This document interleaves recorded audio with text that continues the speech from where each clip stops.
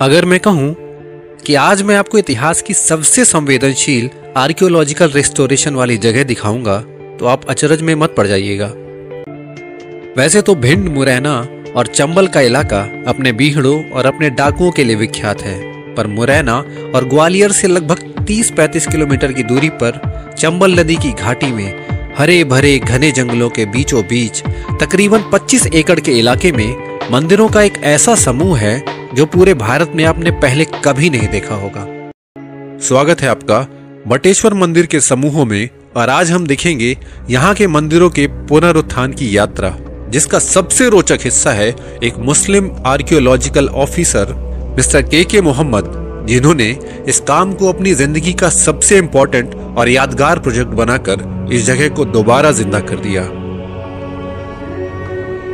भगवान शिव, विष्णु और शक्ति को समर्पित लगभग 200 मंदिरों का यह समूह गुर्जर और प्रतिहार वंश के दौर में बनवाया गया था।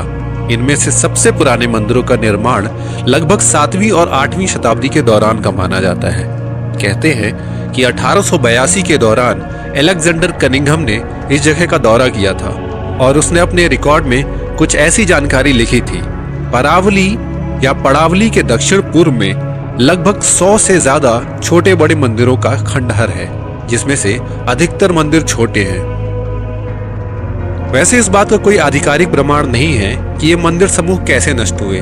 आक्रमणकारियों से भी नुकसान के कोई स्पष्ट सबूत यहाँ नहीं मिलते हैं, पर आधुनिक खोज के बाद ये निष्कर्ष निकाला गया है कि लगभग 13वीं शताब्दी के बाद किसी भयावह भूकंप ने इस मंदिर समूह को पूरी तरीके से नष्ट कर दिया। सन 1924 में भारतीय पुरातात्विक सर्वेक्षण विभाग ने इस जगह को संरक्षित घोषित किया और अगले 81 सालों तक ये जगह सिर्फ एक खंडहर के रूप में अपनी पहचान रखे हुए थी। फिर कुछ ऐसा हुआ कि सन 2005 में ASI के अधिकारी के मोहम्मद यहां आए और जैसे यहां सब कुछ बदल गया। उन्होंने मंदिर के खंडहरों के बीच में से छोटे बड़े अवशेषों को इकट्ठा करके अपनी पूरी टीम की सहायता से यथासंभव मंदिरों के पुनर्निर्माण और उनकी पुनर्स्थापना करने के लिए एक महत्वाकांक्षी प्रोजेक्ट की शुरुआत की। मंदिरों के खंडहर को खड़ा करने के साथ साथ यहाँ दूसरी सबसे बड़ी समस्या थी डाकुओं की। उस समय इस इलाके में डाकू निर्भय सिंह गुर्जर का साम्राज्य हुआ करता था। ऐसे में इस इलाके में यहाँ आकर काम करना मौत को दावत देने से कम नहीं था। मिस्टर के मोहम्मद ने हिम्मत और साहस से निर्भय सिंह गुर्जर से सीधे मुलाकात की और इस बात को बतलाया कि ये वही जगह है जिसे गुर्जर राजाओं ने अपने कार्यकाल के दौरान बनवाया था।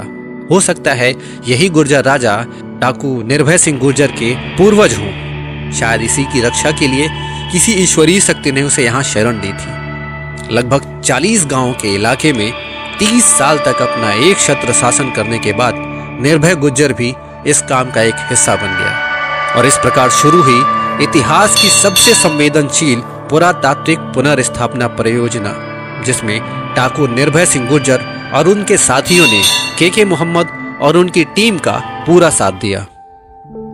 साल 2005 के अंत तक निर्भय सिंह की हत्या कर दी गई और बाकी साथियों ने भी समर्पण कर दिया। पर ऐसे में समस्याएं खत्म नहीं हुई। अवैध खनन के गोरख धंधे ने यहाँ की जमीन को बारूद के धमाकों से छलनी करना शुरू कर दिया और हर छोटे बड़े धमाके के साथ इस जगह की मूर्ति संरचनाएं ढहने लगी।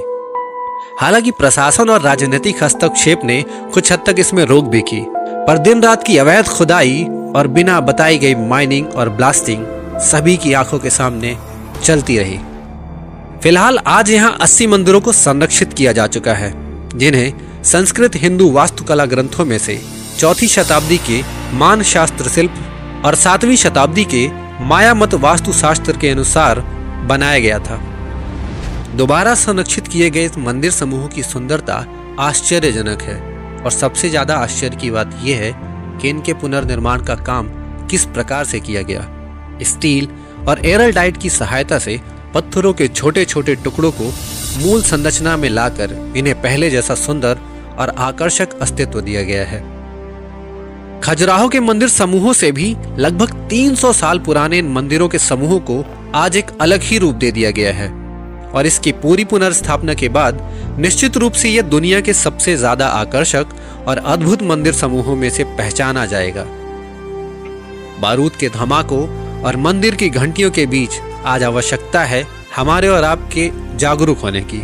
हम अपनी प्राचीन धरोहर को विश्व में ख्याति दें और दुनिया में अपने इस कलात्मक मंदिर समूह को और भी ज्यादा प्रसिद्ध करें।